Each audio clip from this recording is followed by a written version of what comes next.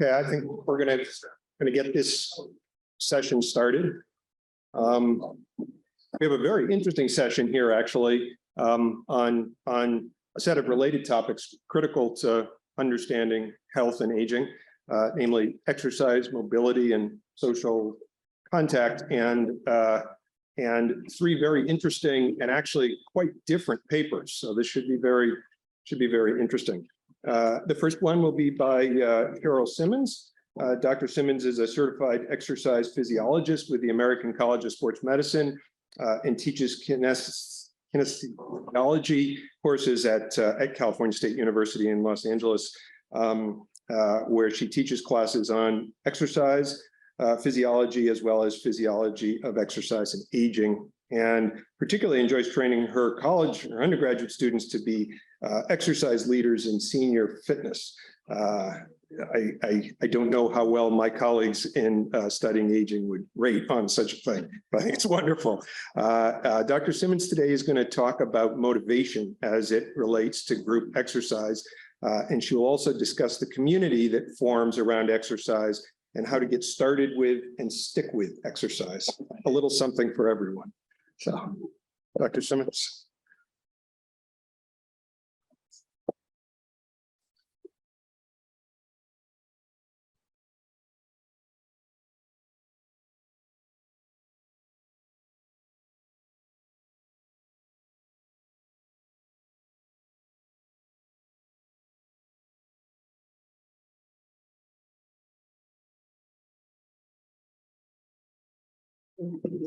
That will move it forward and this one first.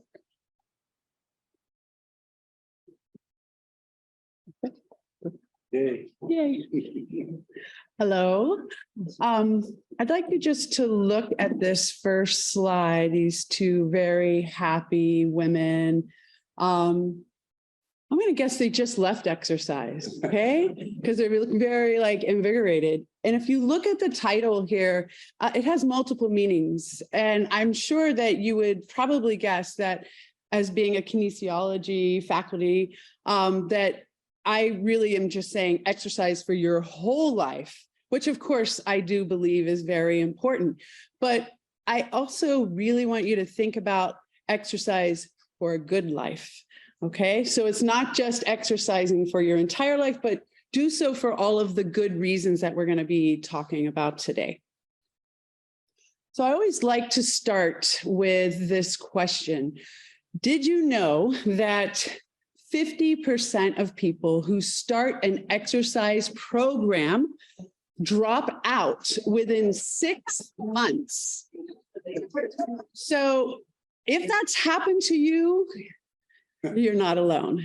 If you go out another 3 months, if you go to 9 months, you hit about 65% of people dropping out of this exercise program. Have you ever noticed that the gyms are very crowded around the beginning of the year, the New Year's resolutions? Yeah, they're not really there after Valentine's Day. I don't know if you've ever noticed that. So we have a problem. Our society has definitely become very used to instant gratification. We've got the images here. I've heard people tell me they went to the grocery store to buy healthy food, and on the way home, they were so hungry that they stopped at McDonald's for dinner and said, I'll eat the food later. And so, yeah, we are very used to very quick. Do you remember the days of asking for directions and people would say, go to the grocery store, take a right, and then you'll see a stoplight and take a left. And do you remember how long? And yeah, now we just type it into the phone and it's done so quickly. And so we really have a hard time being patient. And that will lead me to the problem here. So physical changes take a long time. So I have a butterfly here, right? It takes time to become a butterfly. And when we think about all of these reasons up here, these are some reasons why people decide they'll start to exercise, but the changes just don't happen fast enough, right? Strength gains, you're looking at 12 weeks. 12 weeks? Who wants to wait 12 weeks? They want it like that, right? We'd rather take a pill and be done with it. So everything just takes a long time, which leads to disappointment and belief that, well, I guess I'm not good at this. I'm not an exerciser. And so therefore they end up just not sticking with it.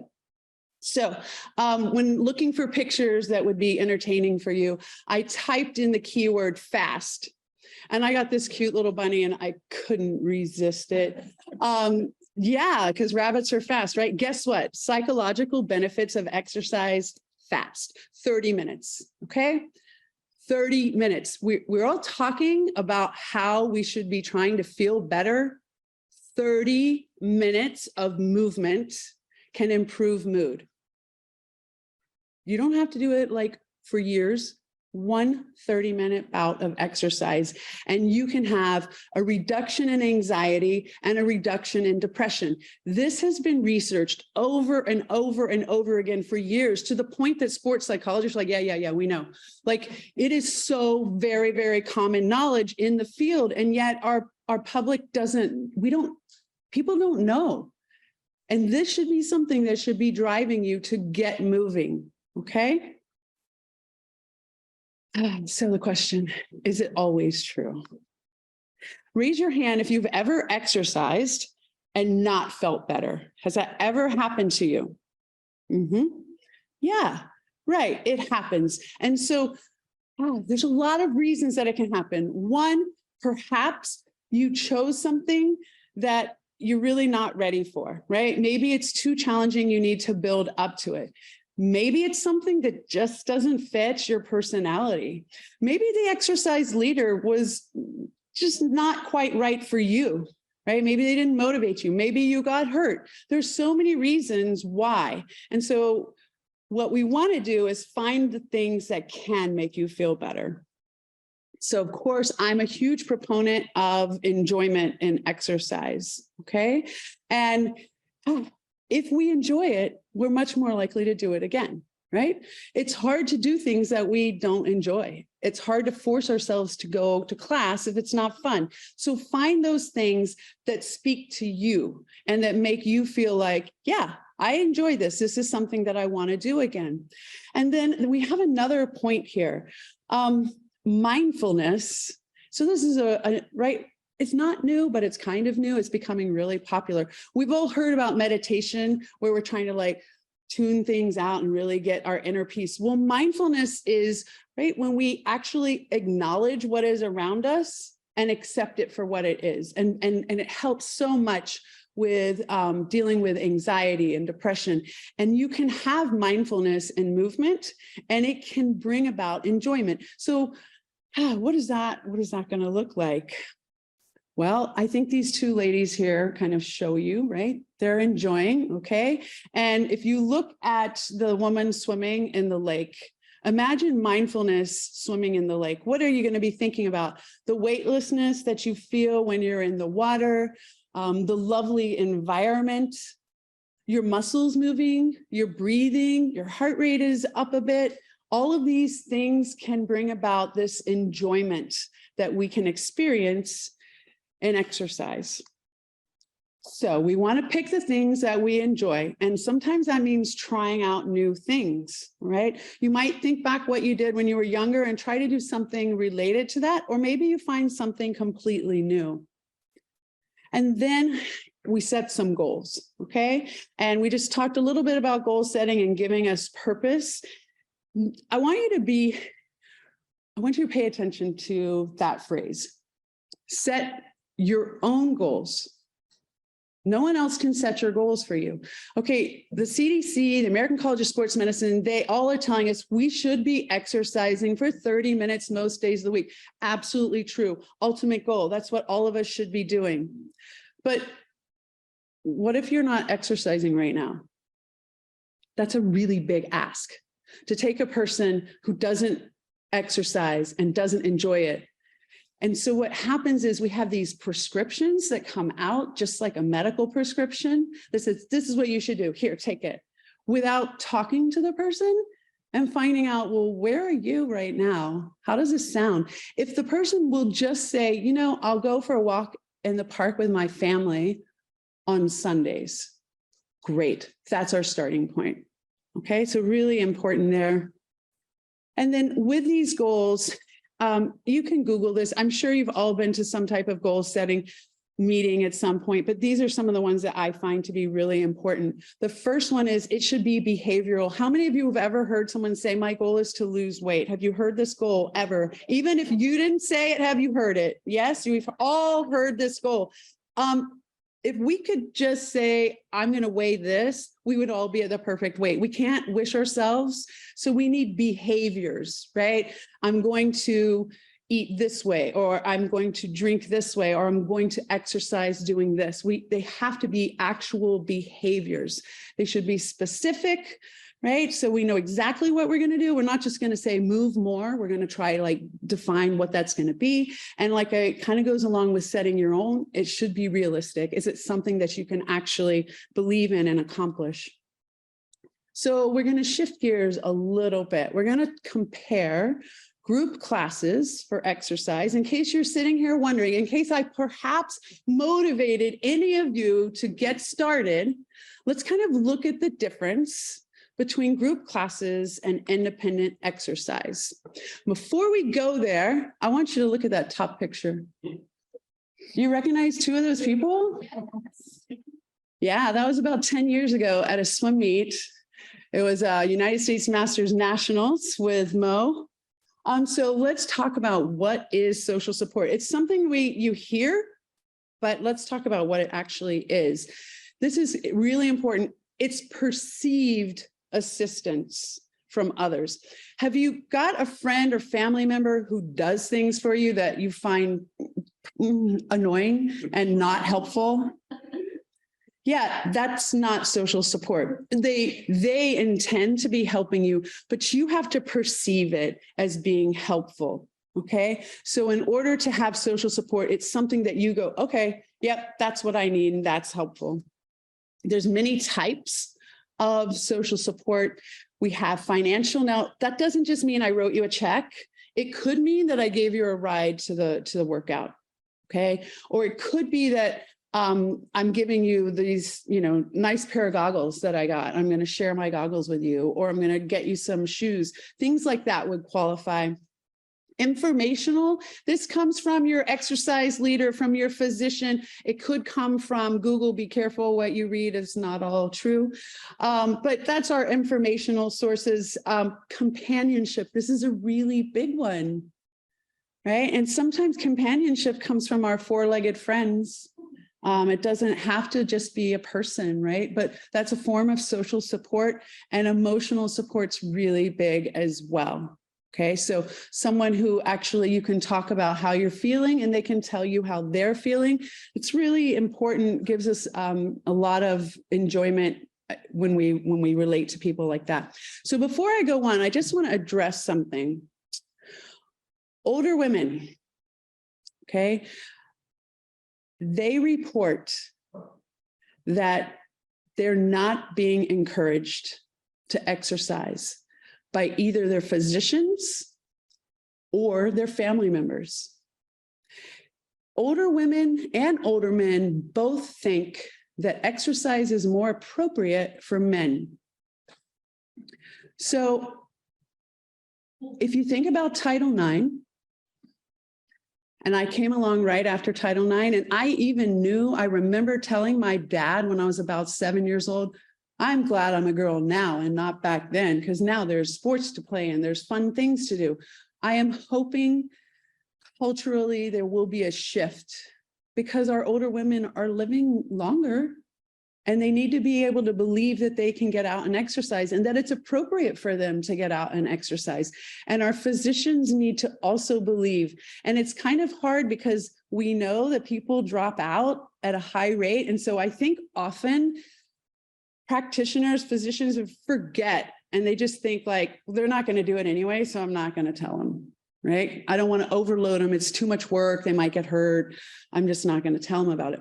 But it doesn't have to be hard exercise, right? It could be what we did today. It is movement. Movement is good for us. So now let's get back to comparing group classes versus independent classes. Now, how many of you would prefer to exercise with a group? Raise your hand. If you were going to exercise, would you like to exercise with a group? Okay. And how many of you would prefer to exercise by yourself? Yeah. Okay. I want you to look around the room. Yeah. It depends. So I know that you're probably thinking like, oh, one of these is right.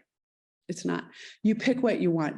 Okay. What works for you? We're not all the same. Okay. So it's really important. You're going to have the same health benefits if you're doing the same activities as far as the physiological changes, right? We see these reduction in cardiovascular risk factors, improvement in cognitive functioning, balance, strength, all of these things are really important. And you can get it in either way, in a group class setting or individually.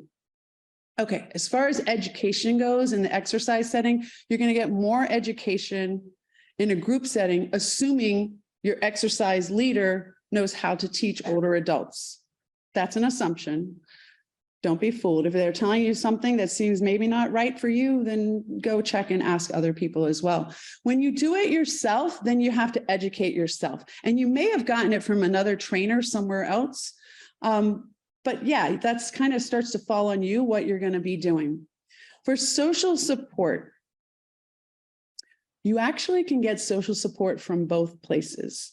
And this became very apparent to me during the pandemic. Now, I think when we think about group classes, it would make sense that there can be social support, right? Because you can make friends and have social support when you're meeting new people and having friendships.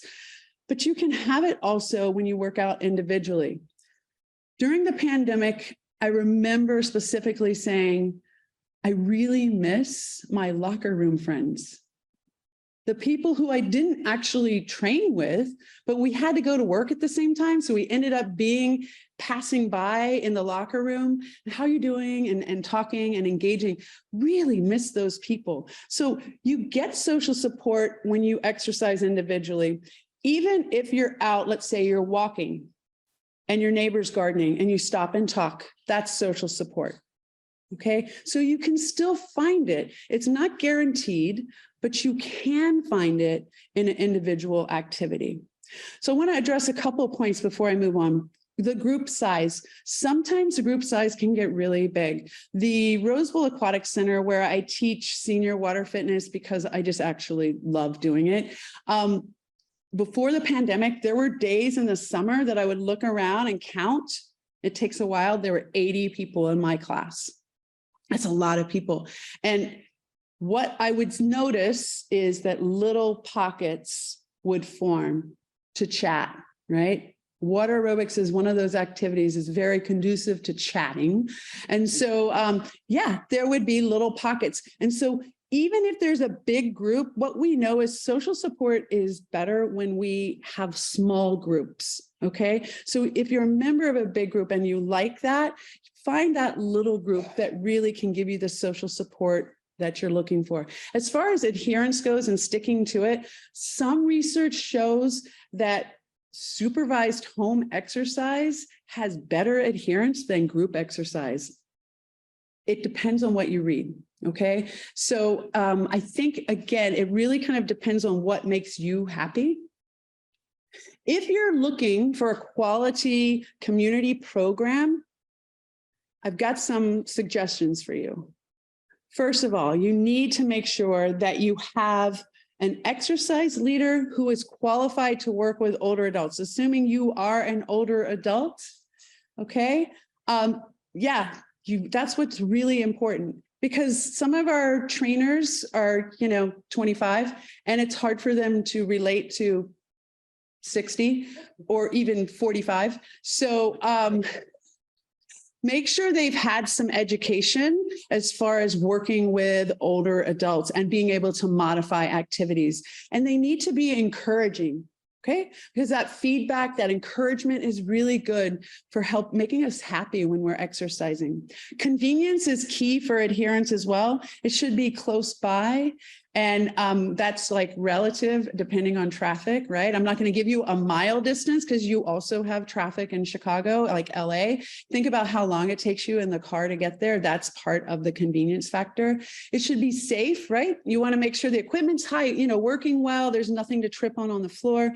And the socialization factor that I was just talking about is key. Do they greet you at the front desk? Do you feel like you're making friends? Does the exercise leader greet you and say hello to you? Is it easy to make friends there? Those are the things that you really want to be looking for. So this is a little overview for you. Make sure you choose enjoyable activities. Be mindful, like enjoy the activity for the sake of the activity. Set your own goals. Don't let someone else do it for you. And find the right community.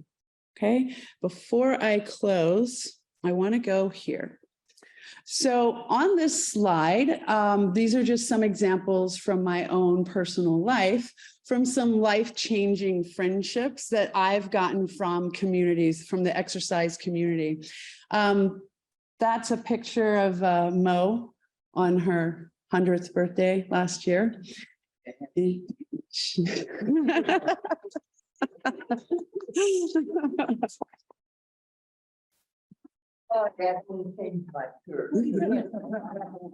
very nice. I can see why you would wear it.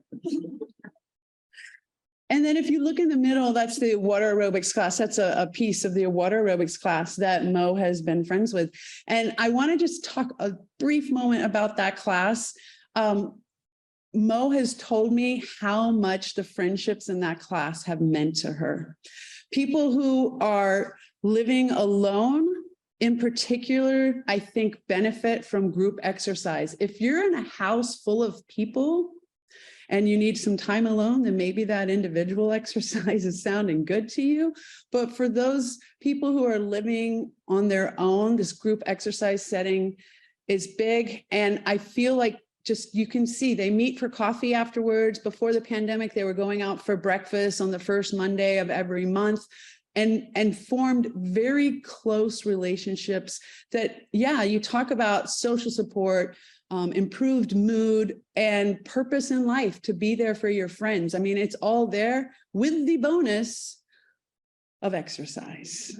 Okay. And this last gentleman is someone who I worked with. He had Parkinson's, and after training him for a couple of years, I got him to swim at nationals, spring nationals. He made a 50 backstroke, and it was life-changing for both of us. It gave him a big purpose in life to get to nationals. And yeah, he definitely inspired me. He went from not being able to, he could only move about 10 feet from the wall. He'd push off and not go anywhere. And after about 2 years, he could make it down and back, doing backstroke with Parkinson's, with an injured shoulder, with ankles that didn't really work very well anymore, with a pacemaker and exercise-induced asthma, and he pulled it off. And yeah, so your list of excuses just got shorter. Anyway, that's all, guys. Thank you.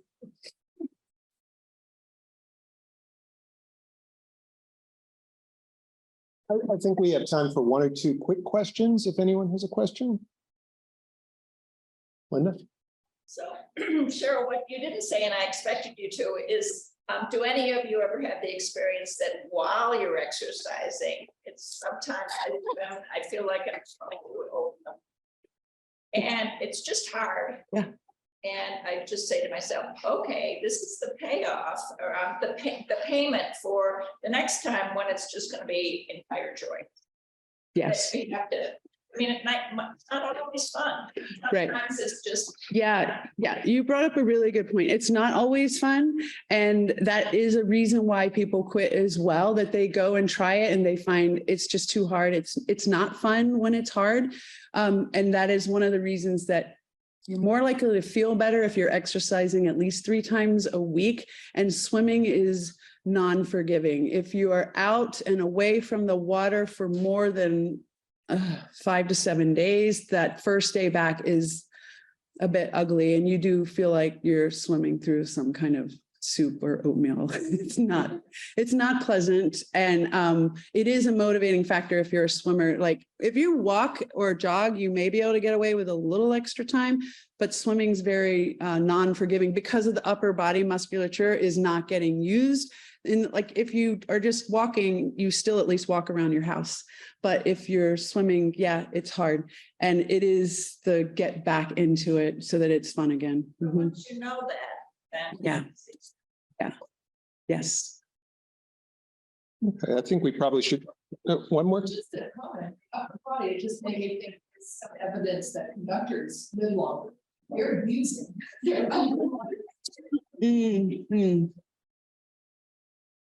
that makes sense. I don't know the conductors living longer. I haven't seen that research, but yes, swimming is one of the activities that uses muscles across the whole body. So it's very good for you. You don't all have to go swim though if you don't like it. Find something you like. Yeah. Well, thank you very much. Let's all thank our speakers. One of the first times in a long time that will be discussed at home with my family when I get home, which hardly ever happens with a talk. Okay, our next speaker is Megan Huisingh-Scheetz. I can tell you about Megan on my own here, but I should be picking up her. I'm sorry. So Dr. Huisingh-Scheetz, she's a geriatrician and clinical investigator who specializes in evaluation and care of frail older adults. Her research focuses on understanding how objectively measured activity and sedentary behavior patterns, resting metabolic rate and body composition relate to frailty progression. And Megan leads the development of the measure of both frailty and physical activity in NSHAP. I think she's going to talk a little bit about that today. And she also helped to establish and co-directs a frailty evaluation clinic, the SAFE, Successful Aging and Frailty Evaluation Clinic. I think Megan's going to talk today about the use of accelerometers in research to assess both frailty and activity among older adults.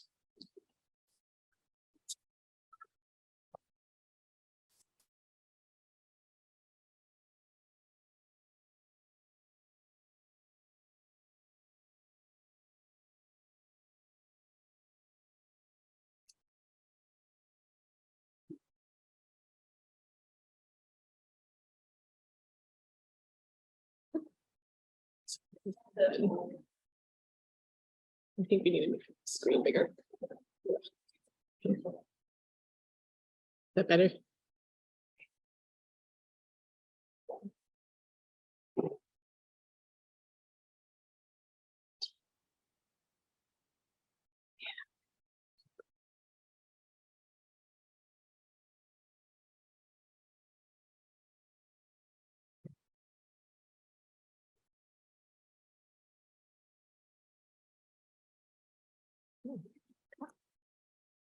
So should I use this instead?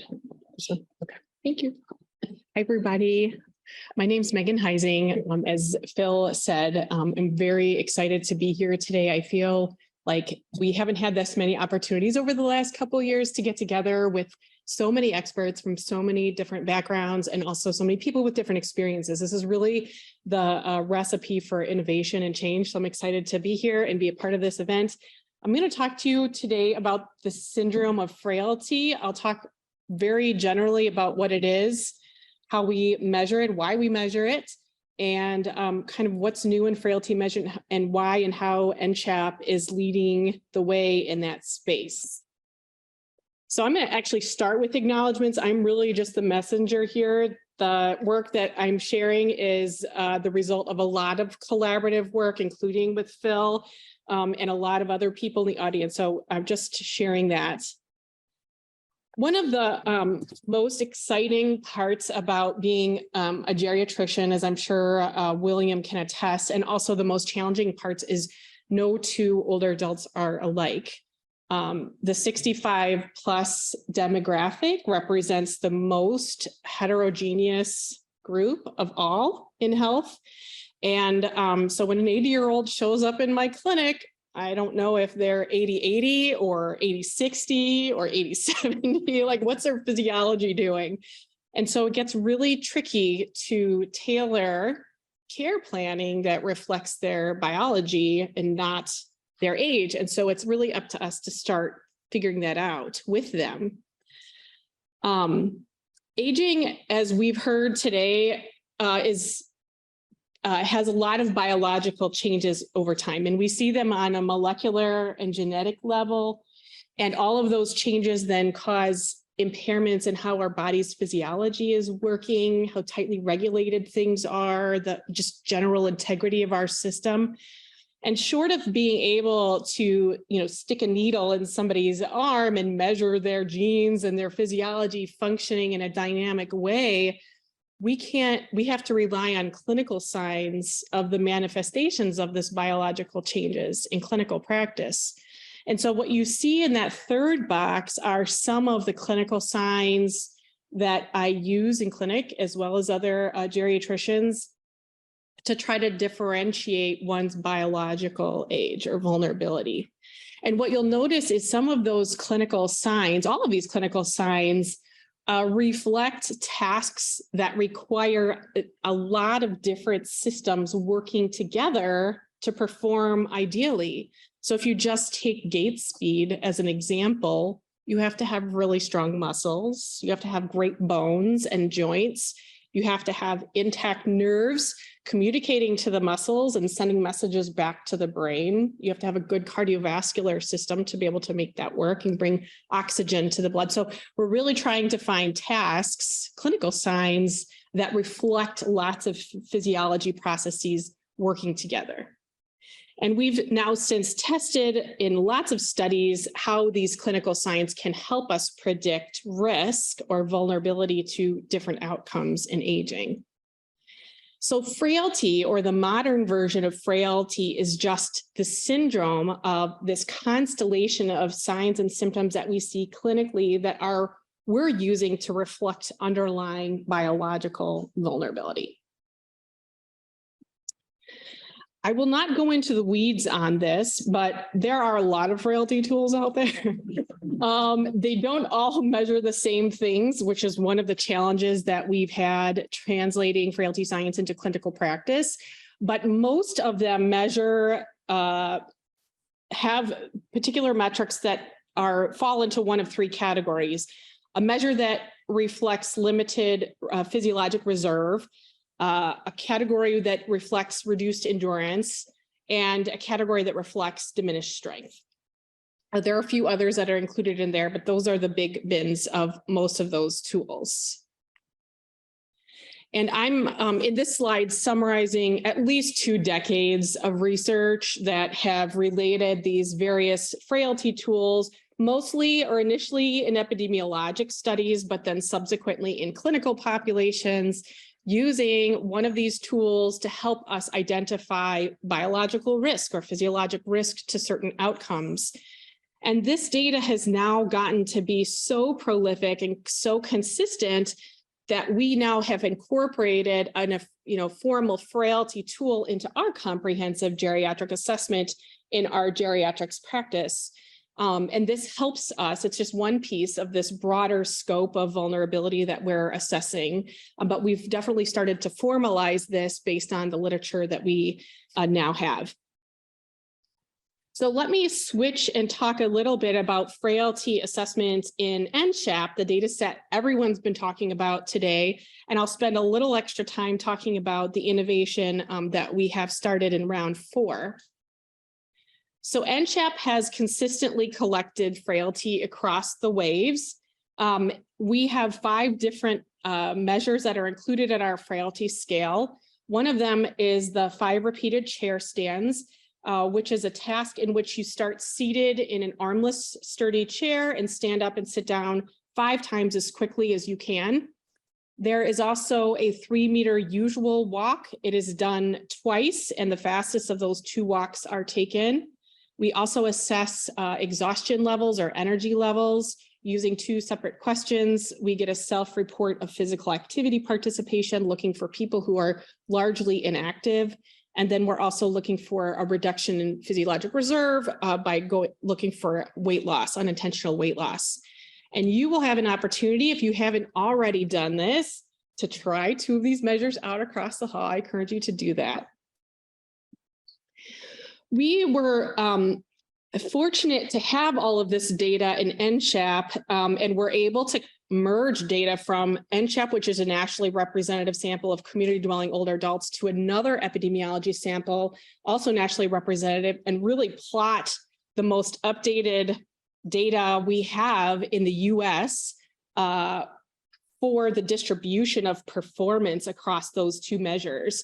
The data that we had before is very outdated, most of it not nationally representative, and now we have these references that we can use in clinical practice. So you'll see Laura Finch put together a little handout that shows you where you might fall in that distribution on your performance across the hall. So this was very meaningful work, and it's clinically valuable to us as well. But as others have mentioned, sometimes implementing these really helpful tools in clinical practice isn't done. We've got lots of data to show we should be doing it, but people still aren't doing it. I think William gave an example this morning of how the geriatric oncology guidelines are recommending frailty, cognition, social support be assessed, and it's not. The same can be true in surgical guidelines and our diabetes guidelines, but it's still not being done. Why? Well, one of the things that is a huge challenge is it relies on patients coming to us to do that. I think often of my rural parents. I also grew up in a rural community, and they drive an hour just to find a primary care doctor to take them on, let alone a geriatrician. There's nowhere in sight. And it's actually not that different from our older patients residing in our local neighborhoods who are homebound, really struggle to get out of the house. It takes them just as much effort to come and see me in clinic as my parents to drive a couple of hours, if they were to do that, which I don't recommend. But this system, it always relies, it puts a burden on patients to come and see us. That's the old school medical model. So time constraints also get to be a real problem in clinical practice. I'm sure you have gone to see your doctor, you get a 20-minute slot or 30-minute slot if you're really lucky. Frailty assessments take about 10 to 15 minutes. Cognitive assessments about 20 minutes. I mean, that's already over the entire visit. So it's no wonder why, William's colleagues are like, we're not doing this. We just don't have time and you're not reimbursed for it. So why would you do that? There are other issues with selecting the right tool and frequency of measurement that we should be using, and how do we incorporate that into risk models? And maybe more importantly, whether or not these little brief assessments, which probably fluctuate over time as people come in and out of stress exposure, that we don't really know how that reflects their real life trajectory without repeating those assessments. So this has really been an impetus for us to think about innovative models and changes in this space. So what NCHAP has been doing for several years, and importantly made some progress in round 4, was to consider how we can leverage technology to reimagine what the older adult physical frailty and functional assessment looks like, or what it might look like in the next 10 years. So I have pictured here some commercial grade and research grade activity monitors. I'm sure most people are familiar with Fitbits and smartphones, or iWatches. These are a little bit higher resolution data, but they can be worn on any part of the body, hips, wrists, thighs, chest. I don't exactly know who would wear it stuck to their chest, but they're there. And there are a lot of different types. And what's really fascinating about this data is if you get the research grade, we can get super high resolution mobility data. Just every single second, they're collecting 30 to 100 data points every second of the day, really high resolution logs. And so you get this picture on the very top there. I don't know if I have a pointer on here, maybe. You see, yeah. At the very top here, this is just one day. And we usually have people wear these for several days at a time. So if you look, there's a sleeping here, and then they're active, and then they're sleeping. And then if you put a couple of these days together, you get this nice like sinusoidal up and down circadian activity pattern, which you could describe in many ways.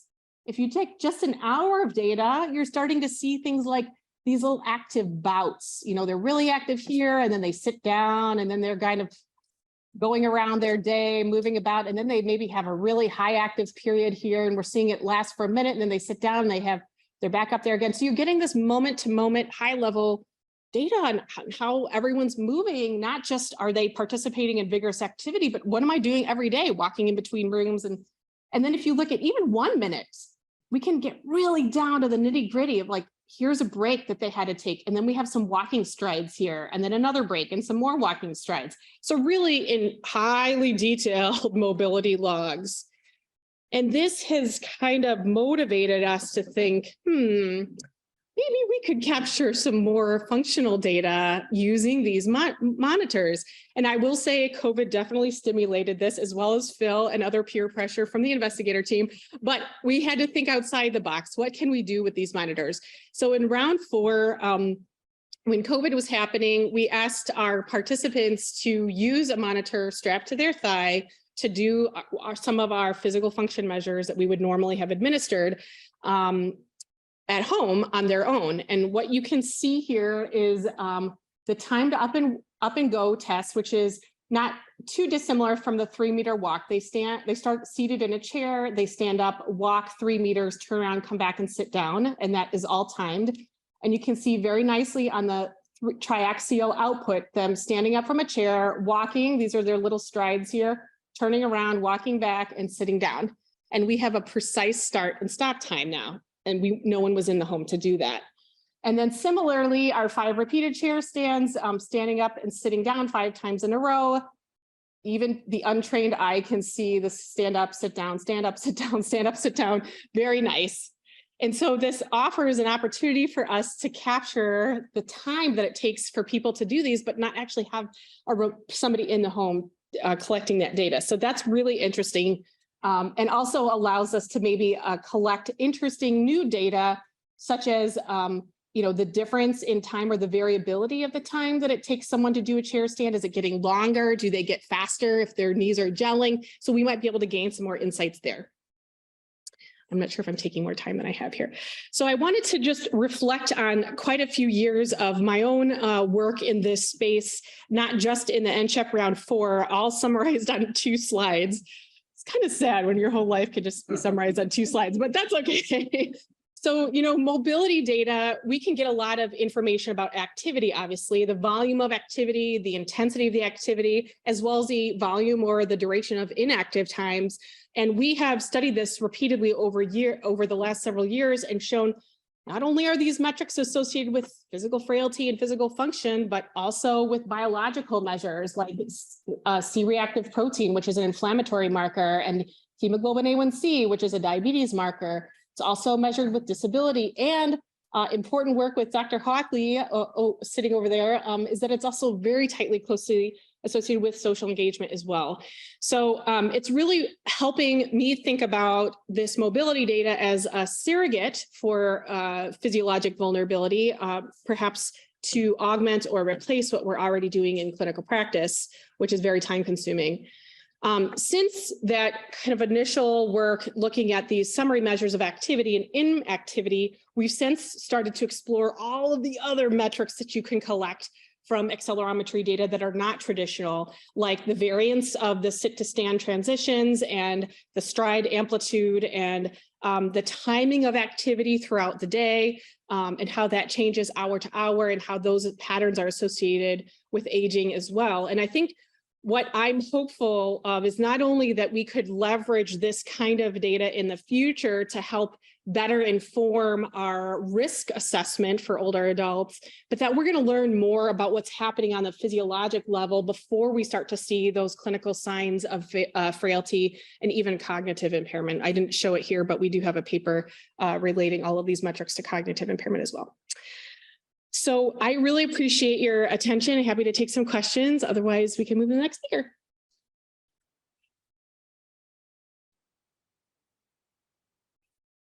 We've definitely got time for questions, so.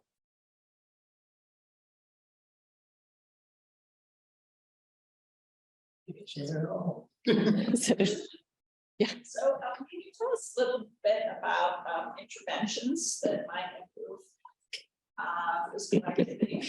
Are you speaking of the one that we wrote? Thank you, Linda.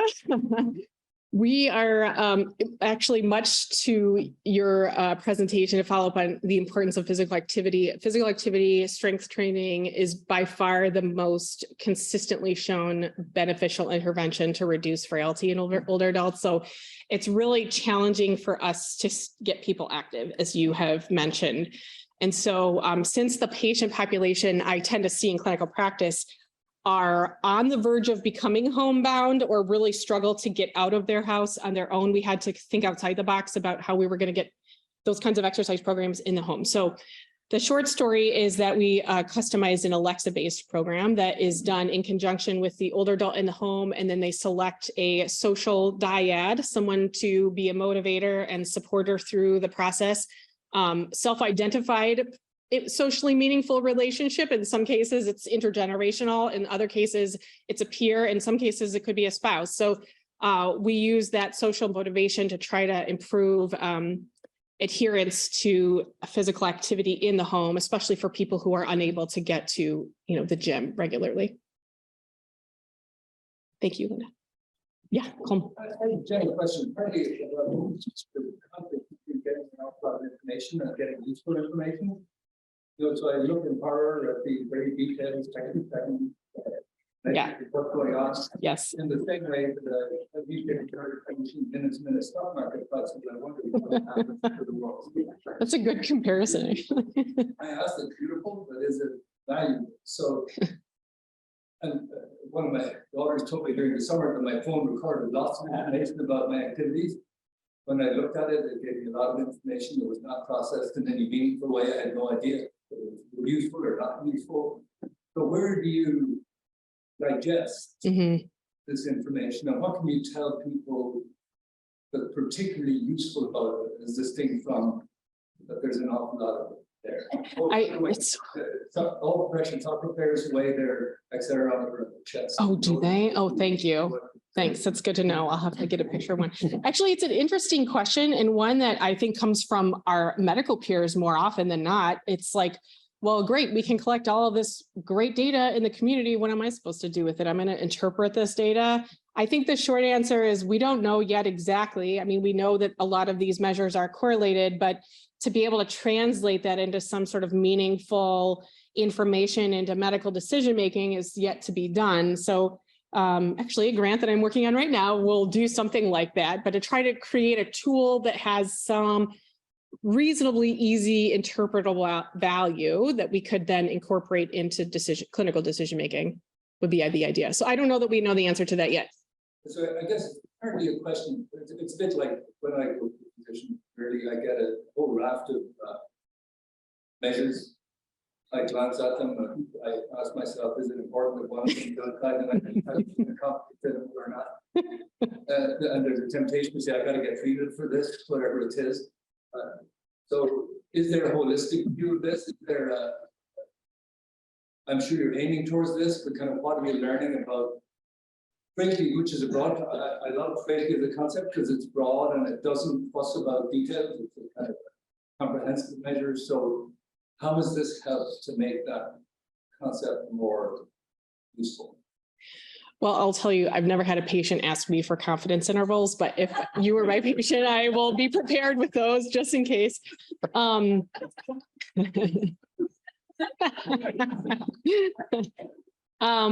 So I think, so you kind of asked a couple questions, and the last one was, what are you learning about frailty through all of this? And then the other is why is this sort of meaningful to you as a patient, I think was the first part. So, in some of our work that I just glossed over, we're starting to see really interesting patterns that emerge that are associated with frailty, but not other things. For example, higher variance, activity variance in the morning is associated with worse frailty status, but higher variance activity in the afternoon is associated with higher age. So there's something about the morning that is the timing of that time of the day that's representing maybe a changes in the circadian pattern or exhaustion that we would normally be measuring by self-report in clinic, that we might be giving us some insight into how that they're experiencing that in their day-to-day life. So I do think that that kind of work is continuing to happen and will help us better understand the biology of frailty and distinguish it from other things. For example, changes in sleep and circadian patterns often are associated with cognitive impairment. I don't know where Dr. Boyle is, but a lot of associations there between circadian patterning and sleep. And maybe it's the activity patterning that's more associated with the physical frailty and cognition. We might be able to tease that apart. To your other question, which was how valuable is this for you as a patient? I mean, I'm open to ideas here. I think people gain a lot of value from, well, some people gain a lot of value from seeing their own performance. Like if I knew how well I slept last night or how much activity I did or the step counts I had, that can be informative day to day to patients. So that's not really what I'm working on at the moment, but I do think that that kind of feedback can be useful to people, maybe not in the format that I would be using it to assess frailty or vulnerability, but potentially other aspects. Quick, if you would. I was first going to say, one thing I miss about practicing at the University of Chicago is patients like Colm, who ask me about I'm barely encountered at all at my cancer center. But I wanted to ask you, Megan, was a little bit about frailty. If you could comment on frailty and resilience in the face of a stressor. I'm thinking now chemotherapy patients that I take care of and trying to find better ways to know if they will recover and how much might they recover in the face of a big stressor. Yeah.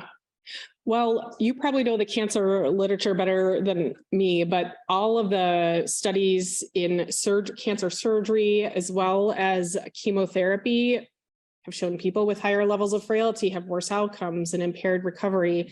And I think what's maybe even more meaningful to patients are the surgical literature that suggests about a 20 times risk of being discharged to a nursing home after surgery. And most patients don't want to go to nursing homes either.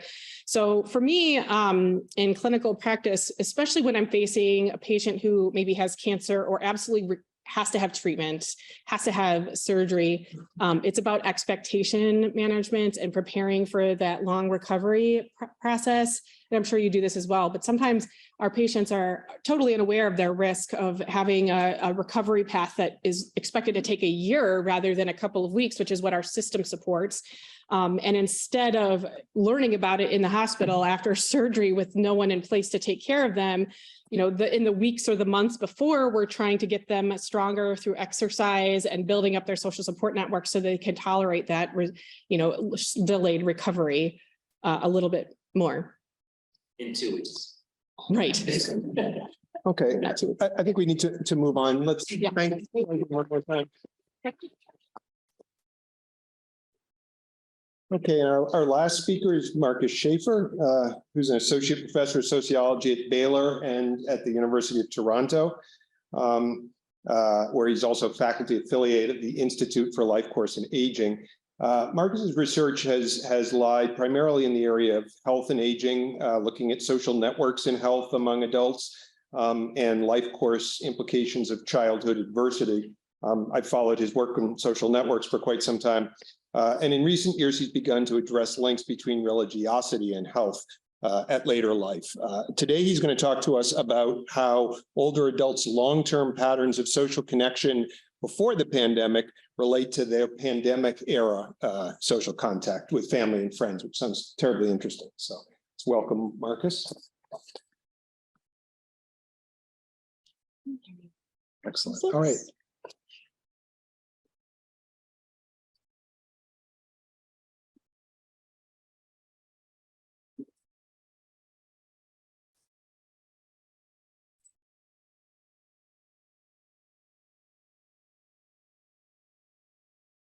Awesome. Okay. Well, thanks, Phil. Thanks so much for the invitation to be here. I'm really thrilled to take part in this event. I've learned a lot through the day and have found this extremely stimulating. So as Phil mentioned, I'm going to be talking about social contact during COVID and hopefully highlighting some of what I see as the real strengths and the amazing features of the NSHAP data. Things that I think are just only the beginning of some of the things that we can start to look at in terms of social connectedness over time for older adults. So I'll just start with this point about social connectedness, that it's becoming extremely clear by now that it's really, really crucial for health. There was a really prominent meta-analysis about 10 years ago or so that made this really strong case that people that are strongly embedded in rich networks that have access to a lot of social support that are not isolated, that those people enjoy survival benefits due to their connection that pretty much rivals not smoking or avoiding heavy drinking. And so this got a lot of attention about the sort of health importance of being connected. And of course, naturally, that leads into the issue of COVID-19 and the isolation period that so many of us went through. Alarm bells obviously started ringing right away about the isolation that this caused for older adults, whether it was unmet health needs that weren't attended to because people didn't have that ride to get to the doctor or someone checking in on them, or just the subjective sense of loneliness and mental health effects that people started to report. Obviously, a very worrisome situation. What was interesting is that a lot of people, clinicians, public health scientists, kind of pointed out that the full sort of effects of COVID and what that meant for social connectedness probably really won't have a full picture of its fallout until years later. It'll probably take years down the road for us to fully depict the consequences of that dark period. I'm going to try to contextualize social connectedness over a long period of time as well, but I'm going to try to reach back into the long-running history that NSHAP has going back to 2005 and sort of look at it from that perspective. What about the years running up to the pandemic and people's connectedness kind of determines or shapes or influences how they fared in terms of their social contact across different modalities, in person and remote, during the COVID-19 outbreak. So there have been a lot of studies that have kind of looked at what happened during COVID, but a lot of the studies in the literature, not using NSHAP, have really just focused on what happened in that narrow band of time, that 6 months or that 12 months during the outbreak. There have been a few studies that have sort of dug back maybe a year or a couple years, maybe 16, 18 months before COVID, and tried to assess longitudinally how people's lives changed in terms of their social contact. But what's really the magic of NSHAP, of course, is that we're able to dig back much further than that. We're able to go back as far back as 2005, where there have been great measures of social connectedness, and sort of ask, what does it mean if somebody had a long period of being really well connected in terms of how they fared during the pandemic? How might that differ from someone who accumulated some kind of long period of low connection? And how might it be different, perhaps, if somebody had some kind of other mobility pattern where they started high, dropped low, or vice versa. And so I'm basically conceptualizing social connectedness as some sort of a resource that people can accumulate over time, and that I think may generate forms of inequality or variation in terms of people's COVID experiences during that very dark period. So the questions I'm going to ask today are two. First of all, how is the accumulation of low and or high social connectedness over time associated with diverse forms of social contact during COVID? And I'm going to talk about both in-person and remote, and try to highlight just a few of the key findings that I have here. There's not enough time to talk about everything in terms of the wonderful measures that NSHAP provides, but I'll hit on a few highlights.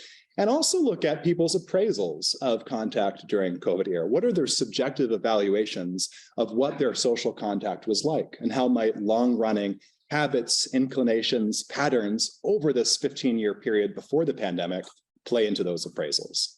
And then I'll ask a sort of related question that sort of asks, what's the value added of looking at long-term accumulation? Is it really just a story about recency, about how people's social connected patterns were just prior to the pandemic in the last 5 years? Or is there really value added about knowing about something longer about their history in late adulthood?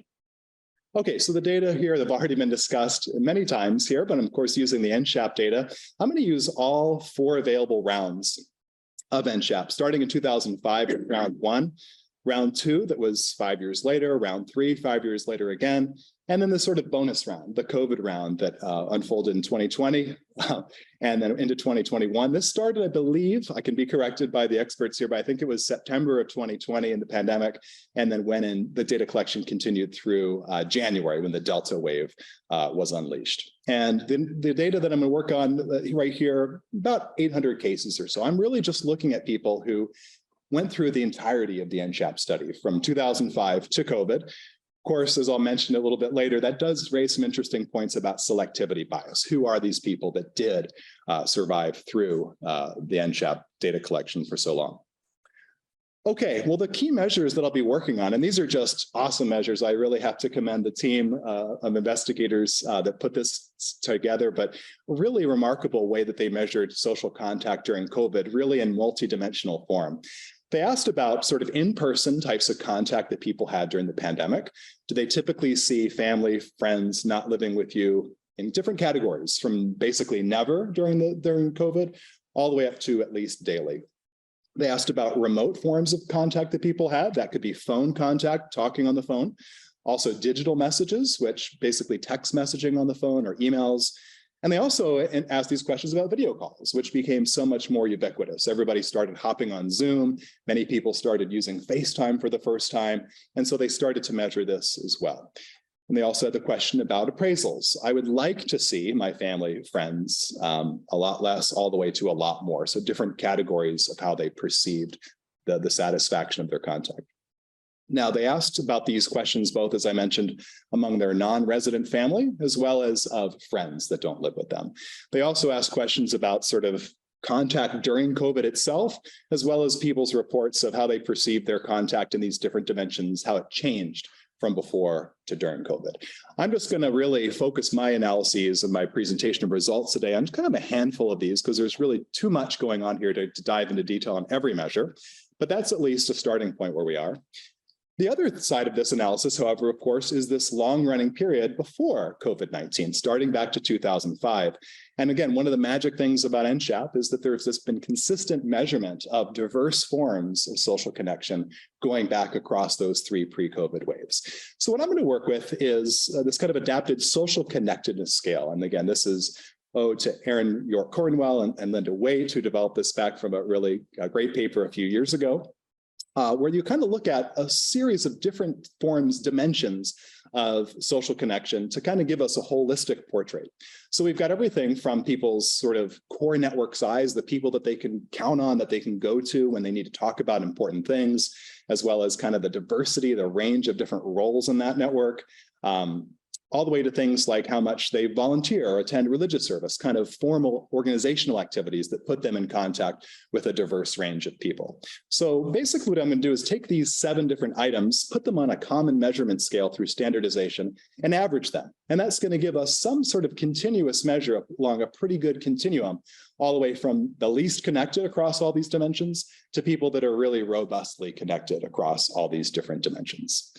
Then what I'm going to do is to take the move, and I'm going to basically say, thinking of connection as this sort of continuum, let's put people in quartiles, people that are at the very bottom, the sort of bottom 25% of connection at a given wave or given round of NCHAP, versus people that are in a top 25% quartile, people that are at the very top. This is really similar to sort of poverty research that looks at how many spells are people in a given part of that distribution, say for income. And so what I'm going to do is over time count up how many times across those 3 NCHAP rounds was somebody stuck in that low quartile, and how many times were they up in the upper register in that high quartile. And so on average, it looks like this NCHAP sample, just as an overall average, about 1 spell pre-pandemic of high connection, and just over half a spell on average in terms of low connection. Of course, the average is going to hide a lot of variability. There's quite a bit of movement for people actually across these different rounds. And it actually turns out that the most common scenario is for people not to have any spells, either in the highest register or in the low bottom of the distribution. In fact, the mode for both high connection and low connection is exactly 0 times. But there are a number of people who are durably in either part of that distribution across the rounds of NCHAP. So what I'm going to do with these measures is I'm going to now present just kind of a couple quick analyses using ordinal logistic regression. So basically what I'm going to be doing here is predicting whether people's long-running patterns of social connectedness predicts whether they're in a higher score categorically for the contact they report having during the COVID-19 pandemic. I'm going to be adjusting for a series of demographic and health variables from round one of NCHAP, and also trying to statistically account for some form of the survival bias that may be happening. Again, this is a selective group of people that we're able to track over that period of time. And I'll be presenting predicted probability scores for different levels of those contact outcomes to hopefully give some visual intuition of what's happening here in these data. So first, this question about sort of movement, or what I might call social connectedness mobility across time, going back from the first wave of NCHAP in 2005 up to round 3, which was in 2015. It turns out that people that are in the lowest quartile, people in the bottom 25% in any given wave, it turns out that they're much more likely to be sort of stuck in that low quartile of low connectedness by the time we get to the next round. Right? Much more likely than if they leapfrog all the way from the bottom, they're not well connected, and then suddenly become the most connected. Only about 5 to 10% across the subsequent rounds do you see people leapfrogging in that way. The same way, it's very common if people are really connected, they're at the top part of the distribution for connection at one period of time. It's pretty likely 5 years down the road in the next round of NCHAP that they're also going to be pretty well connected. But it's only 58%, especially from round 1 to round 2. There is movement. People do drop out of that quartile. And again, it's very uncommon for people to start really well connected and then fall all the way down to the basement of the distribution in the next round. Okay, so that's a bit about sort of just the general depiction about mobility patterns in social connectedness. But what do those mobility patterns, or what do these long-term accumulation of connectedness or disconnectedness have to say about contact during the pandemic? So I'll highlight a few of the different aspects or dimensions of COVID level contact that I think are relevant to talk about today. So this figure is going to show predicted probability scores from those ordinal logistic regressions, where I'm predicting 2 different levels of in-person contact during COVID-19. And that blue line that I've highlighted here predicts what is the predicted probability of reporting never having any social contact during the pandemic. So nobody stopped by the front porch to see you. You didn't pass by or see any friends, in your neighborhood. Basically very isolated. And what turns out to be is if we look across the range of that low connectedness distribution, from no rounds of low connectedness all the way to durable 2-3 rounds of pre-COVID low connectedness, that probability goes much higher, right? It goes from about 0.25 all the way up to about above 40% likelihood that they report having no contact. So it seems like durable patterns pre-pandemic really has a lot to say about how likely it is that someone's not going to see any friends at all during the pandemic period.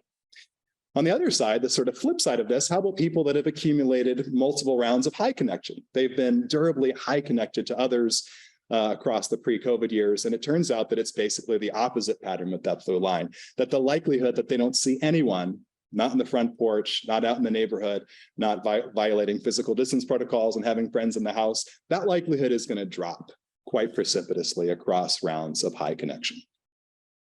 If we look at remote forms of connection that people have, right? We've got technology now that can solve the problem of social distancing and being stuck at home.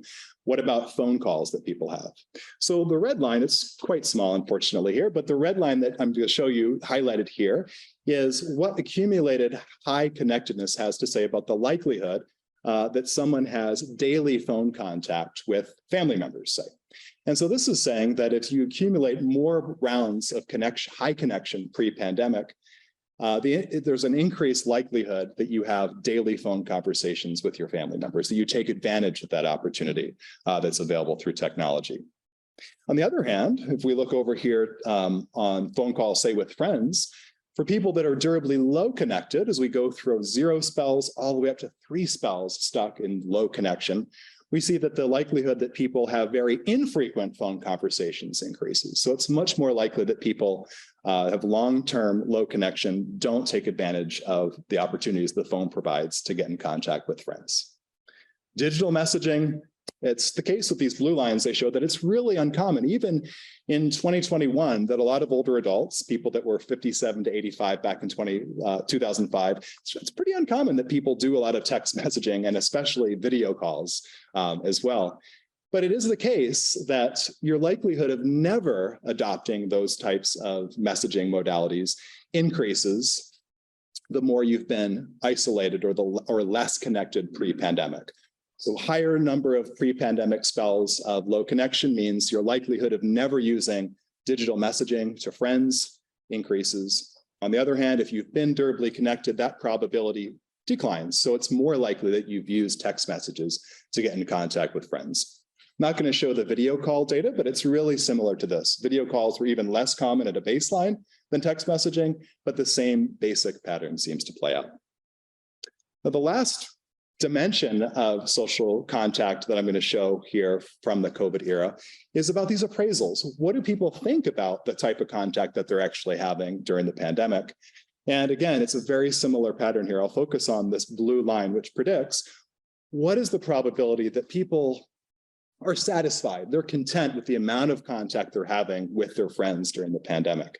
And it turns out that the longer someone has been in the low connection quartile pre-pandemic, the more likely they are to be satisfied and content with that low level of contact that they have among friends, even during the pandemic.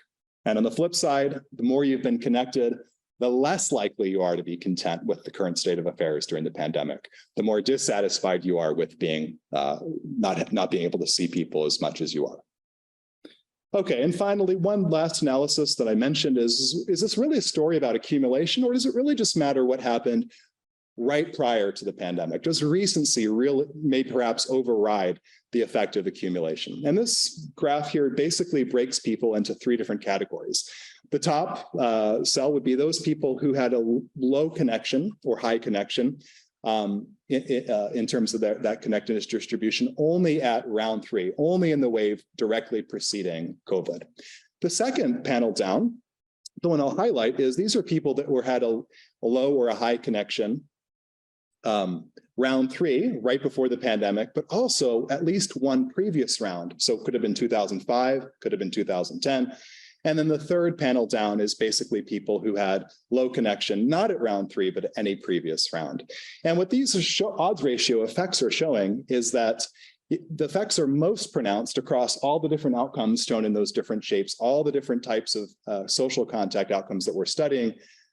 The effects are most pronounced for people that had recent low or high connection, but also an earlier form of low-high connection back in the earlier rounds of the NSHAP study. Okay, so what are the takeaways? There seems to be some evidence that long-running connectedness patterns are associated with how often people saw friends, for instance, during the pandemic, but also, interestingly enough, how content they were with that contact. So people who were most durably disconnected saw people less, and they were also most likely to be okay with that low level of contact with them. And I kind of see this as potentially a problematic situation. This could be something akin to a kind of social deconditioning experience, where people who were seeing people less to begin with over time, suddenly the baseline had become lower. They were seeing people even less than that. And maybe they've recalibrated and become habituated to that even lower level of contact, which could just magnify the kind of precarious position that such people are in over time and could actually portend, maybe not great outcomes into the future. A second takeaway would be that these bouts of low or high connectedness were especially consequential for whether people used any digital modality, whether people adopted and embraced these new digital types of platforms. They were kind of unlikely in NSHAP overall, but the unlikeliness was really much higher for people that weren't connected to people prior to the pandemic. And I think the other takeaway here would be that social connectedness mobility, the sort of stability, but also change in terms of people's social connectedness profiles, seems to be a really important thing that we haven't done a lot of study with, but that NSHAP actually gives us a great window into. And so one thing I'm really excited about is not just the COVID round, but this next round of data collection right now. How is it that the COVID pandemic maybe altered some of these trajectories that people have? How might it have changed some of these social connectedness patterns that stretch back all the way to 2005? And we'll be able to document that, of course, when those data become available. A couple quick caveats and limitations. I didn't talk at all about any variations by gender, race, ethnicity, age, socioeconomic status. All that stuff is probably really consequential for everything I just talked about. Wasn't really any way to sort of slice the data so thinly and talk about all that, but that's another area to explore. Potential selection effects and attrition. To have started the NSHAP study in 2005 and to have made it all the way through the COVID wave, that's a really select group of survivors, people that were well enough during COVID to participate. And so I tried to account for that somewhat in these analyses in the background, but it's an issue too. And finally, this is just one small slice of the pandemic. Hopefully we don't have many more slices to observe, but this is one period of time. And it, as of course we know, it all evolved over time. Okay, I think that's it. We have one quick question. Yeah, Linda. It's sounding to me like what you're talking about is maybe a personality trait. Introversion makes it so stable. I would hypothesize that not having a lot of social connection doesn't harm introverts as much as it harms extroverts. And that's exactly the kind of hypothesis I think that's going to be interesting in that follow-up wave post-COVID to sort of see whose contact dropped off and is it less consequential for people who Look at other okay with it. things like Yeah. mental health. Yeah, absolutely. I'm afraid we're way over the top. Thank you.